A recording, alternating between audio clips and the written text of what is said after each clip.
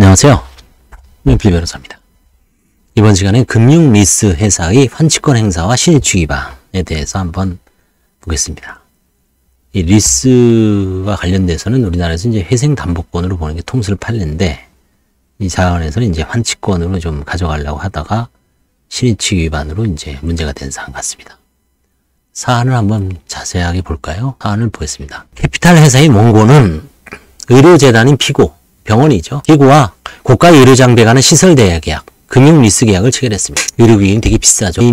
개인 의원도 뭐 5억에서 10억 들 거예요. 근데 재단, 이 뭐 아마 대학병원급이나 중형병원이면 상당한 뭐 수십억이죠. 피고는 의료재단은 리스료를 1회 연체한 상태에서 회생 절차 개시 결정을 받았고, 그 이후 리스료를 지급하지 않았습니다. 그래서 원고는 캐피탈사는 피고에 대한 회생 계획 인가 결정 후 일주일이라는 시점에 이건 내 소유권이다. 소유권에 기한 환치권 행사를 이유로 리스문의 반환을 구하는 소를 제기했습니다. 일종의 환치권 행사죠. 소유권 반환 청구권, 소유권에 기한 반환 청구를 제기했습니다. 그러면 이제 이 상태에서 원고, 캐피탈 회사는 환치권자냐, 담보권자냐, 이게 이제 문제가 됩니다. 원고는 피고에 대한 회생 절차에서 기존의 통상 판례에 따라서 리스 물건 가액 등 상당액을 담보권으로 신고했습니다. 그 다음에 이제 조사확정 재판이 벌어졌습니다.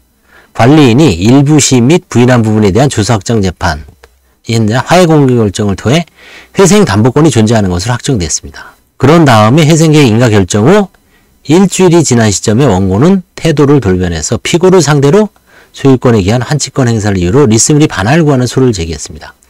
이 환치권 행사하고 여기서 회생담보권을 시인한 거하고 이게 뭔가 좀 이제 모순되죠. 사실은 동시에 주장할 수 있을까요? 없죠. 원심 판결은 원심은 원고의 인도 청구를 인용했습니다. 원고가 회생담보권자로서의 지위와 환치권자로서의 지위를 같이 함께 보유한다는 논리를 구성하였습니다. 이에 피고, 병원은 원고의 해지권과 환치권 자체는 다투지 않고 이러한 권리 행사가 신의 측에 반하여 허용될 수 없다.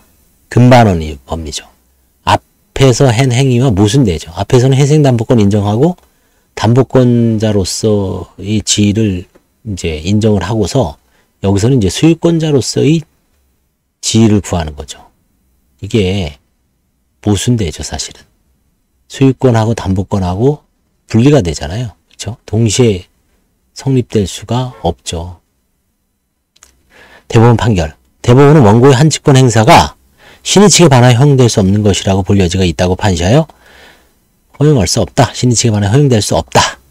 그래서 파기환송했습니다. 그래서 대법원 판결의 요지를 보시면 신의 성실이 원칙 위반, 신의 측 제3조인가요? 민법? 신의 성실이 원칙 위반 판단 기준. 권리자가 회생 절차 진행 중인 채무자를 상대로 권리를 행사하는 경우 신의 성실이 원칙을 위반하는지 여러 요소를 종합적으로 고려해 판단해야 한다. 권리자 이전 태도. 권리 행사 이전에 회생 절차에서 보인 태도와 회생 절차 내에서 부여받은 지위, 권리 행사를 할 당시 회생 절차의 진행 단계 등을 고려해야 합니다. 회생 절차에서는 담보권자로서의 지위를 자기네들이 인정을 했죠. 그 다음에 회생 절차에 미치는 영향. 권리자의 권리 행사가 회생 절차 및 그에 참여하는 다른 회생 담보권자, 회생 채권자 등 이해관계들에게 어떠한 영향을 미치는지 판단해야 된다.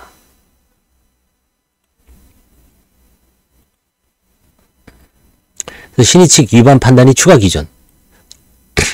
회생 절차의 목적. 채무자의 효율적인 회생을 도모하고자 하는 회생 절차의 목적에 반하는 결과가 발생할 위험이 있는지 고려해야 된다. 이거를 만약에 리스 회사에서 환치해 가면 병원은 환자들 진료를 위해서, 검사를 위해서 그 기계를 사용할 수 없죠. 그럼 회생 중이기 때문에 경제적으로 어려운 상황인데 다시 그 고가의 장비를 이중으로 이제 드려야 한다는 부담이 있죠. 회생 절차의 목적. 병원이 10년간 안정적으로 회생 절차를 수행하는데 상당한 장애가 되죠. 왜냐하면 그 고가의 장비를 리스를 하는데 또 거금이 들겠죠. 부당한 이익이 있는지, 권리 행사를 허용하는 경우, 그러니까 리스 회사의 권리 행사를 하는 경우 권리자가 이미 회생 절차에 내에서 부여받은 지위에 비춰 부당하게 이익을 얻게 되는지 판단해야 한다. 그렇죠. 회생 담보권으로 충분히 권리를 보장해 줬는데 그 물건마저 환치를 해가 버리면 좀 부당하게 이익을 얻을 수도 있죠. 사회 경제적 영향. 권리 행사가 사회 경제적으로 바람직한 결과를 가져오는지 여부. 그다음 이해관계인 보호. 권리 행사가 다른 이해관계인데 이걸 부당하게 침해한지 여부를 종합적으로 고려해야 한다. 그래서 본 사안에서 신의칙 위반 요소는 뭐냐? 회생 담보권자로서의 적극적 권리 행사를 했습니다. 리스 회사가 회생 담보권자로서 권리를 적극적으로 행사했습니다. 회생 절차 내에서. 그리고 회생계획 인가 결정을 수용했습니다. 회생계획 인가 결정에 즉시 항고도 하지 않았으며 리스물의 반환을 요구하지 않을 것 같은 태도를 보였습니다. 리스물의 반환은 다수 이해관계자들에게 불이익을 주게 되고 사회 경제적으로 바람직하지 않은 결과를 초래하죠. 그렇죠. 이제 환자들은 제대로 진료를 못 받고 그 다음에 검사를 제대로 못 받는 그런 불이익이 생깁니다. 그래서 이제 리스 계약의 종류와 특징. 리스는 이제 운용 리스하고 금융 리스가 있습니다. 운용 리스는 임대차적 성격이 강한 리스 계약입니다. 회생 절차에서 임대차와 같은 방법으로 진행된다는데 별 이견이 없습니다. 리스 회사는 리스물에 대한 완전한 소유권을 보유합니다. 우리가 가정용 헬스, 뭐 침대 이런 거가 아마 운용 리스가 아닌가 싶습니다. 사용료를 매일 내죠. 임대차를 뭐 4만 얼마, 5만 얼마. 금융 리스는 금융적 성격이 강한 리스입니다. 회생 절차에서 취급 방식에 대해 담보건설과 쌍방 미행 쌍무계약서를 대립하고 있습니다. 리스 회사의 소유권이 담보적 기능을 가진 것으로 볼 수 있습니다. 이거는 이제 그 고가의 장비를 말합니다. 고가의 장비를 캐피탈을 통해서 이제 하는 거죠. 캐피탈. 사실상 캐피탈사는 금융을 제공하는 거죠. 금융. 그래서 원금하고 고가의 이자를 할부로 해서 36개월, 뭐 60개월 이런 식으로 이제 나눠 받는 거죠. 그리고 나중에 이제 회생 절차 내에서는 담보권으로 이제 취급을 하게 됩니다. 임대차의 성격은 없죠. 금융 리스의 성격. 사실상 할부 금융이죠. 금융적.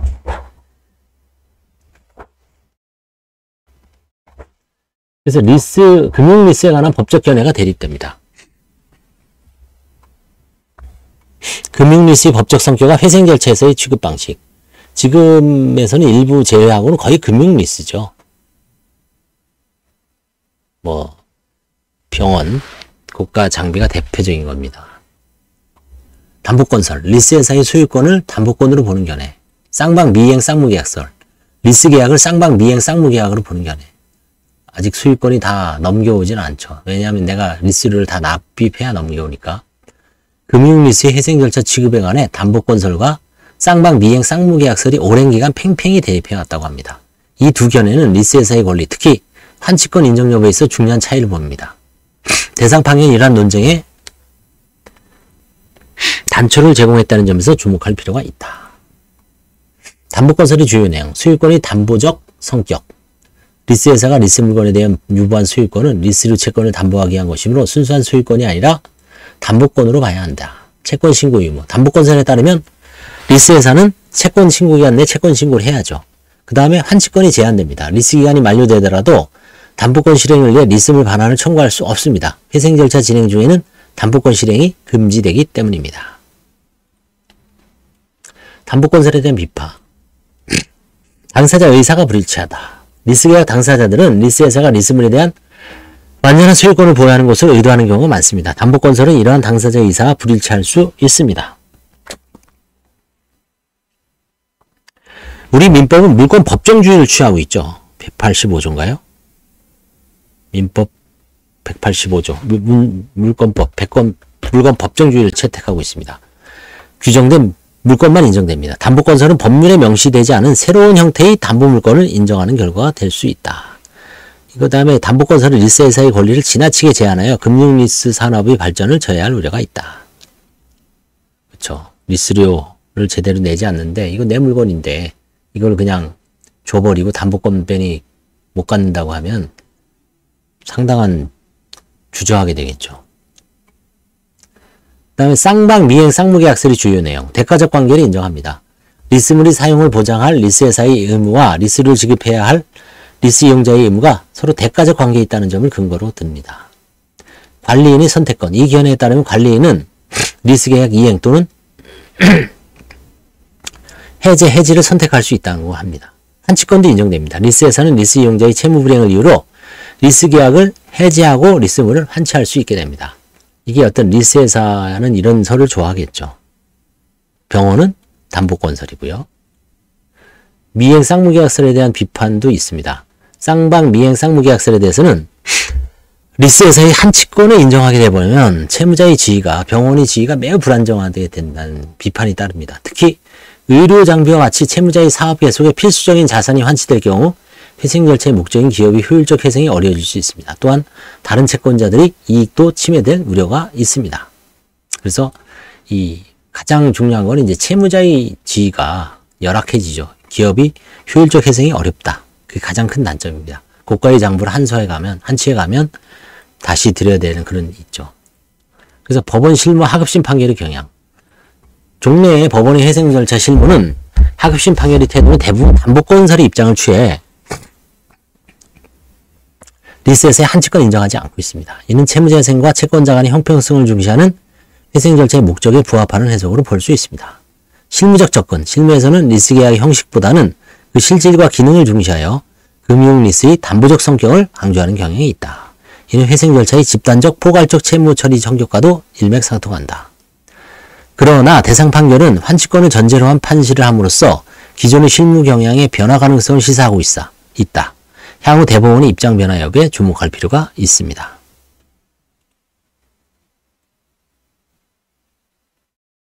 그래서 이 대상 판결위는 신의 측 판단 기준을 제시했다. 회생 절차 진행 중에 채무자를 상대로 한 권리 행사가 신의 측에 반하는 경우에 관한 일반론을 제시한 최초의 판결이다. 금융리스의 논쟁을 단초를 제기했다. 이게 쌍방 미행 쌍무계약서로 환치권을 행사할 수 있는지 관리인 해지권 행사하고 아니면 기존의 전통적 견해 통설 판례에 따라서 담보권, 채무자 기업 회생의 효율적 진행을 위해서 담보권설로 볼 것인가. 그래서 이제 일단 논쟁의 단초를 제공했다. 실무 영향, 회생 절차에서 리스 회사의 권리 행사 한계에 대한 중요한 지침을 제공하고 있습니다.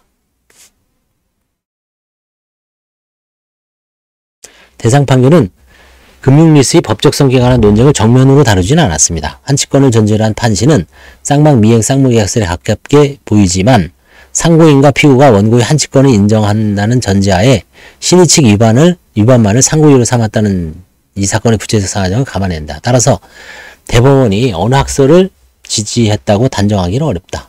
다만 앞에서는 담보권설을 주장하다가 담보권자로서의 지위에 오케이 했다가 회생 절차 내에서는 변제계획 인가되고서는 갑자기 태도를 돌변해서 나 환치권자입니다. 저 담보권자 아니고 환치권자입니다. 앞에 선행행위에 반하는 모순되죠. 이 근반원의 법리죠. 이게 신의칙이죠. 그래서 신의칙 위반이다 너는. 파기. 그렇죠? 이렇게 된 겁니다. 향후 전망. 향후 담보권설과 쌍방이면 미행 쌍무계약설이 정면으로 대립하는 사건에서 대법원이 과연 어떠한 태도를 취할지 귀추가 주목된다. 이익 경량 중시. 대법원이 형식적인 법리보다 회생 절차의 목적과 이해관계들의 이익 경량을 중시하는 경향을 보일 것으로 예상됩니다. 입법적 해결 가능성. 금융리스의 회생 절차 취급에 관한 명확한 법 규정 마련을 통해 법적 불확실성을 국회에서 입법적으로 해결하는 게 오히려 바를 수가 있다. 실무관행 정립, 대상 판결 계기로 금융리스 계약의 회생 절차 취급에 관한 보다 명확한 실무관행이 정립될 것으로 기대됩니다. 실무적 치사점, 리스회사의 권리 행사. 리스회사는 회생 절차에서 취한 지위와 일관된 권리를 행사해야 된다. 차라리 거기서 담보권자가 아니라 우리는 환치권자다. 쌍방 미행 쌍무계약으로서 우리 해제하고 환치권자로서 일관되게 주장을 했으면 낫지만 이런처럼 담보권자로서 권리를 행사한 후 환치권 행사하는 것은 못 봐주는 거죠. 신의취 위반으로. 계약서 작성 시, 금융계약서 작성 시 회생 절차에서의 취급에 관한 명확한 조항을 포함시키는 것이 바람직하다. 다만 도산 절차에서 이러한 조항은 효력이 제한될 수 있음을 유의합니다. 예를 들어서 도산 절차에서 금융리스회사는 환치권자로서의 지위를 가지고 미행 쌍무계약이기 때문에 관리인은 계약을 해제할 수 있다. 이런 조항. 근데 관리인이 되는 게 이제 병원인데 해제 안 하면 어떻게 할 거예요? 그죠? 계속 유지한다는 전제하에. 그때 일방적으로 이거를 환치권자라고 주장을 한다 그래서 그 효력이 유효한 건 아니죠. 법원에 의해서 담보건설로 부정될 수도 있습니다.